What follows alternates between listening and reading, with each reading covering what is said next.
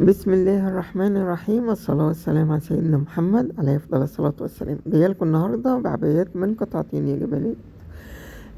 قطعة ممكن تلبسوها كده زي ما هي كانت لابساها في الأول، وقطعة ممكن تحطوها عليها لو الجو يعني ساقع شوية، وممكن تلبسوها في كذا مناسبة، وتنفع للأجسام الممتلئة والرفيعة وكله.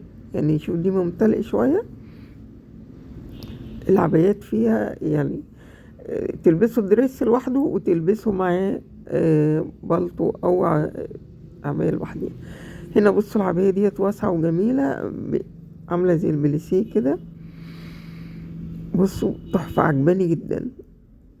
شوفوا بقى الالوان دي والعبايات دي، ممكن تلبسوها كده وممكن تقفلوها وممكن تسيبوها مفتوحة. شكلها جميل جدا. بصوا العباية دي تحفة، عجباني خالص خالص. تفصيلتها بسيطة، وممكن تمشي بالفستان اللي تحت، وممكن تحط عليه البيزك بتاعها. شايفين حلوة ازاي؟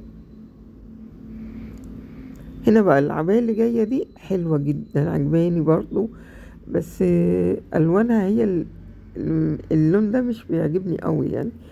بس هي فعلا تحفة وجميلة، وتنفع حتى ممكن مناسبة. العباية دي بين الأبيض وبين الأسود حلوة، بس في النص هنا في كلام. الكلام ده لو لقيتوه في العباية مش تشتروها يا جماعة، ويبقى مكتوب عليها كلام مش حلو.